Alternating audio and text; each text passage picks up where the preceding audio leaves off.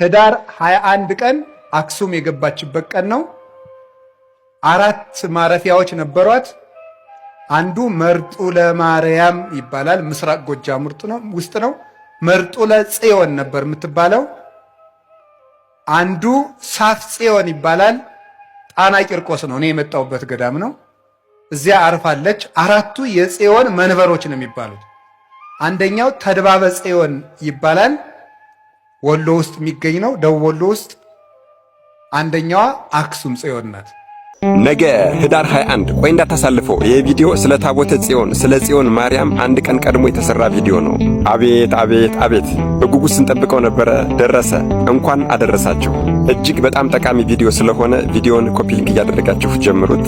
ነገ ህዳር 21 አቤት አቤት አቤት! አንድ ቀን ቀረው። ይህንን ቪዲዮ አንድ ቀን ቀድሜ የሰራሁበት ምክንያት ምዕመኑ የበዓሉን ምንነት እንዲያውቅ፣ ለምን እንደሚከበር እንዲያውቅ፣ እንደዚሁም ደግሞ ከበዓሉ የሚገኘውን በረከትና የዚህን በዓል ትልቁን ቃል ኪዳን እንዲረዳ ብዬ ነው። አረ ለመሆኑ ህዳር ጽዮን ማርያምን ለምን እናከብራታለን? ጽዮን ማለት ምን ማለት ነው? ታቦት ማለት ምን ማለት ነው? ጽላት ማለትስ ምን ማለት ነው? ጽዮን ማርያም ታቦተ ጽዮን እንዴት ወደ ኢትዮጵያ ገባች? የህዳር ጽዮን ማርያምን በማክበራችንስ የተሰጠን ቃል ኪዳን የምናገኘው በረከትስ ምንድን ነው?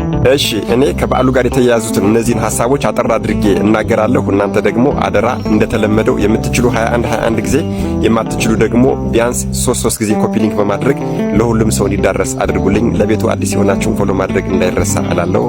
እናታችን ጽዮን ማርያም፣ ጽዮን ማለት ጸወን አምባ መጠጊያ ማለት ሲሆን አንድም በሚስጥሩ ማኅደረ አምላክ ማለት ነው። ጽዮን የሚለው ስም በቁሙ ለቅዱስ ዳዊት ተራራና ለኪዳነ ጽላቱ ሲያገለግል፣ በትንቢታዊ ሚስጥሩ ግን ለቅድስት ድንግል ማርያም ለቅድስት ቤተክርስቲያንና ለዘለ ዓለማዊት ርስት ያገለግላል። እግዚአብሔር ከዘመነ አበው በኋላ ለእስራኤላውያን ክብር፣ ሞገስ፣ አምባ መጠጊያ እንድትሆናቸው ታቦተ ጽዮንን በቅዱስ ሙሴ አማካኝነት ሰጥቷቸዋል።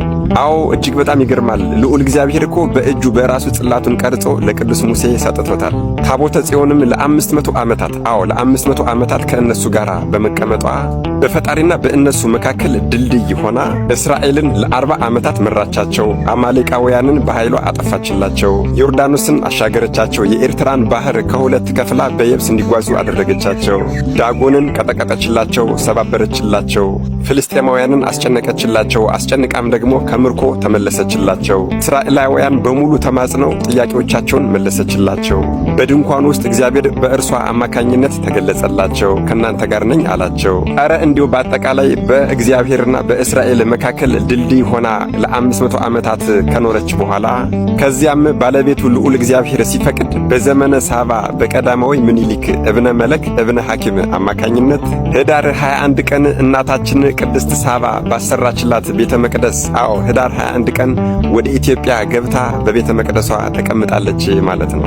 ስለዚህ እኛም በመጽሐፍ ጽዮንን ከበቧት እንደዚህ ያለችውንም አመስግኗት በተባልነው መሰረት እናታችን ቅድስት ጽዮንን ከበን እናመሰግናለን፣ እንዘምራለን፣ ደስታ እናደርጋለን ማለት ነው። በነገራችን ላይ እናታችን ቅድስት ሳባ ወይም ደግሞ ንግሥት ማክዳ የጠቢቡ ሰለሞንን ጥበብ ለማየት ወደ ኢየሩሳሌም ሄዳ ጠቢቡ ሰለሞንን አግኝታ ልጇን ቀዳማዊ ምኒልክ እብነ ሐኪም እብነ መለክን ከጠቢቡ ሰለሞን አርግዛ ወደ ኢትዮጵያ መጥታለች። ከዚያ በኋላ ቀዳማዊ ምኒልክን ኢትዮጵያ መጥታ ወለደችው። እዚህ አድጎ ወደ አባቱ መልሳ ወደ ጠቢቡ ሰለሞን ላከችው። ከላከችው በኋላ ጠቢቡ ሰለሞን ልጁን ቀዳማዊ ምኒልክን በአየው ጊዜ በመልካቸው ተመሳሳይ ነበሩና ወዲያው ንጉሥ አደረገው።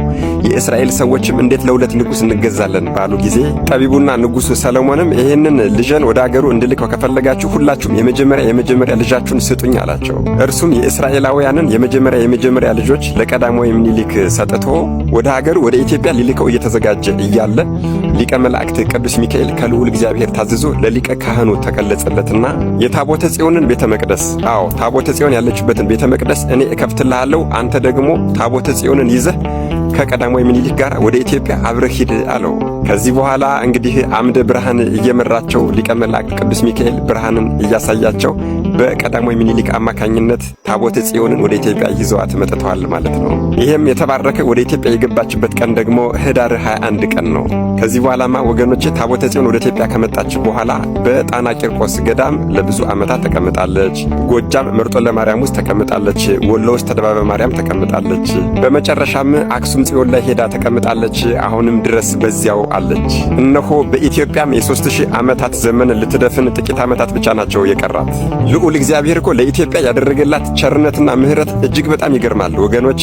ይሄው በጌታ ፈቃድ በእርሱ በራሱ ፈቃድ ቅዱሱን ዕፀ መስቀልና ጽዮን ማርያምን ይዘን ተቀምጠናል። እጅግ በጣም አይገርማችሁም? ይሄም ሆኖ ግን ታቦተ ጽዮንን መስረቅና መውሰድ የሚፈልጉ ብዙ ቀሳጤዎችና ወንበዴዎች እንዳሉ እናውቃለን።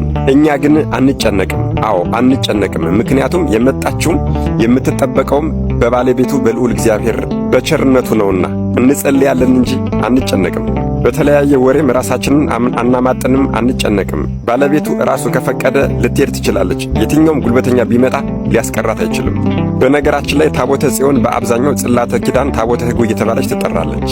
ጽላት በብዙ ቁጥር ቢሆንም ሰሌዳ ማለት ሲሆን ኪዳን ማለት ደግሞ በሰውና በልዑል እግዚአብሔር መካከል ያለ ውል ስምምነት ማለት ነው። ታቦት ማለት ደግሞ ማህደር ማደሪያ ማለት ሲሆን ሕጉ የተጻፈባቸውን ጽላት ስላደው ወይም ደግሞ ሰሌዳ ስንላቸው ማደሪያውን መቀመጫውን ደግሞ ታቦት ማደሪያ ማህደር እንለዋለን ማለት ነው። እንግዲህ ወገኖች በታቦተ ጽዮን ጉዳይ ይህን ያክል ከተነጋገርን ህዳር 21 ቀን የሚከበርባቸው ብዙ ምክንያቶችም አሉ። አዎ በዚህ በህዳር 21 ቀን ታቦተ ጽዮን ለሊቀ ነቢያት ለቅዱስ ሙሴ መሰጠቷን እናስባለን። ታዲያ ወገኖች ይሄ ሲሆን ሊቀ ነቢያት ቅዱስ ሙሴ 40 መዓልትና 40 ሌሊት ጾሞ ታቦተ ጽዮን እንደተቀበለ ሳንዘነጋ ማለት ነው። እኛ ህዳር ጽዮን ስናከብር ቀጥታ የገባችበትን ቀን ስናከብር ምንም ሳንጾም ሳንጸልይ ሳንሰግድ ሊሆን ይችላል። ሊቀ ነቢያት ቅዱስ ሙሴ ግን 40 መዓልትና 40 ሌሊት ጾሞ ተማልሎ ነው ታቦተ ጽዮንን የተቀበለው። ሌሎቹን ሙሉዎቹን ምክንያቶች በነገው ቪዲዮ የምሰራላችሁ ይሆናል። ዛሬ ግን ታቦተ ጽዮን ህዳር ጽዮንን ስላከበርን ምን ይሰጠናል፣ ምን አይነት ቃል ኪዳን እናገኛለን ነው። ድሮ በመጽሐፍ ተጽፎ እንደምናገኘው ኢየሩሳሌም ማለት የሰላም ሀገር ማለት ነበር። አሁን ግን ኢትዮጵያ አክሱም ጽዮን ላይ ጽዮን ማርያም ስለተቀመጠች ኢትዮጵያ የሰላም ሀገር ሆናለች ማለት ነው። እንደዚህ ስል አብዛኞቻችሁ የትኛውን ሰላም ነው ሰላም የሚል ልትሉ ትችላላችሁ። እውነታው ግን እሱ ነው። ወደድንም ጠላንም ግን ኢትዮጵያ ኢየሩሳሌም የሰላም ከተማ ሆናለች። እንዴ አዎ ኢየሩሳሌም እኮ ሰላም የሰላም ሀገር የተባለች እኮ ጽዮን ስለነበረች እኮ ነው። ስለዚህ ጽዮን ማርያም ደግሞ ታቦተ ጽዮን ወደ ኢትዮጵያ ስለመጣች ኢየሩሳሌም ሆናለች ኢትዮጵያ የተባለው ለዛ ነው። የሰላም ከተማ ሆናለች። በሱ ነው እንደምትገረሙት እናንተ። ቀድሞ ታቦተ ጽዮን ወደ ኢትዮጵያ መጣችና ኢትዮጵያ የሰላም ከተማ ኢየሩሳሌም ተባለች። በኋላ ደግሞ እውነተኛይቱ ጽዮን ቅድስተ ቅዱሳን ቅድስት ድንግል ማርያም ወላዲተ አምላክ ልጇን ወዳጇን ይዛ ወደ ኢትዮጵያ መጣች። አይገርማችሁም? በጣም ቀድሞ 10ቱ ትእዛዛት የተጻፈባት ታቦተ ጽዮን ወደ ኢትዮጵያ መጣችልን። በኋላ ደግሞ እውነተኛው አካላዊ ቃል በማኅፀኗ የተቀረጸባት እናታችን ቅድስተ ቅዱሳን ቅድስት ድንግል ማርያም ወደ ኢትዮጵያ መጣችልን። ቀድሞ የእግዚአብሔር የቃል ኪዳኑ ታቦተ ጽዮን ኢትዮጵያ መጣችልን። የእግዚአብሔር የቃል ኪዳኑ እናታችን ቅድስተ ቅዱሳን ቅድስት ድንግል ማርያም ደግሞ ኢትዮጵያ መጣችልን። ቀድሞ ከማይነቅዝ እንጨት የተቀረጸችው ታቦተ ጽዮን ኢትዮጵያ መጣችልን። በኋላ ደግሞ ሞት የማይለውጣት እናታችን ቅድስተ ቅዱሳን ቅድስት ድንግል ማርያም ኢትዮጵያ መጣችልን። ቀድሞ እስራኤላውያንን ከዓለት ላይ ውሃ እያፈለቀች ያጠጣቻቸው፣ መናን ከደመና ለ40 ዓመታት እያወረደች የመገበቻቸው፣ የኤርትራን ባህር የከፈለችላቸው፣ ዮርዳኖስን ባህር ያሻገረቻቸው የሕጉ ታቦተ ጽዮን ወደ ኢትዮጵያ ገባችልን። በኋላ ደግሞ የሕይወት እንጀራን የሕይወት ውሃን ያመጣችልን ዓለምን የፈጠረ መድኃኔዓለም ኢየሱስ ክርስቶስን በሆዷ ያዘችው እናታችን ቅድስተ ቅዱሳን ቅድስት ድንግል ማርያም ኢትዮጵያ መጣችልን። ቀድሞ ዳጎንን የቀጠቀጠችው ጽዮን ማርያም ኢትዮጵያ መጣችልን። በኋላ ደግሞ ሰይጣንን የቀጠቀጠችውና ያሳፈረችው እናታችን ቅድስተ ቅዱሳን ቅድስት ድንግል ማርያም ኢትዮጵያ መጣችልን። እና ታዲያ ወገኖች ኢትዮጵያ ኢየሩሳሌም የሰላም ሀገር ብትባል እንዴት ያንስባታል? ይህችን ቅድስት ሀገር ደግሞ የሰላም ከተማ የሰላም ሀገር ያሰኘቻት እናታችን ጽዮን ማርያም እናታችን ቅድስተ ቅዱሳን ቅድስት ድንግል ማርያም ባለችበት ሀገር ደግሞ ጌታችን በወንጌሉ እንደተናገረ አንኳኩ ይከፈትላችኋል፣ ጠይቁ ታገኙማላችሁ፣ ለምኑ ይሰጣችኋል ስለሆነ የተባለ በዚህ በህዳር 21 ቀን ጠይቀን የማይመለስልን ሽተን የማናገኘው ምንም አይነት ነገር የለም። ምንም አይነት ጸሎታችን ይመለስልናልና በዚህ ቀን ሁሉንም ጸሎታችንን እንጠይቃለን ማለት ነው። ሁላችሁም ዝም እንዳትሉ። አዎ እውነቴን ነው የምነግራችሁ። ስለ ጽዮን ዝም አልልም፣ ስለ ቅድስት ድንግል ማርያም ዝም አልልም፣ ስለ ቤተ ክርስቲያን ዝም አልልም፣ ስለ መንግሥተ ሰማያት ዝም አልልም፣ ስለ ሀገሬ ስለ ኢትዮጵያም ዝም አልልም። ርዕሰ ሊቃውንት አባታችን አባ ገብረ ኪዳን እንደተናገሩት እምቢ ስለ ጽዮን ማርያም ዝም አልልም በሉ። እንግዲህ ቀጣዩን ቪዲዮ ደግሞ በነገው ቪዲዮ ጠብቁኝ። ይህንን ቪዲዮ ቀድሜ አንድ ቀን የሰራሁት አደራ ሁሉም ሰው ተዳርሶት የበዓሉን ምንነት አውቆና ተደርቶ እንዲያከብረው ከማለት ነው። እንግዲህ ሁላችሁም ይሄ ቪዲዮ የደረሳችሁ የክርስትና ግዴታችሁን ተወጡ እላለሁ።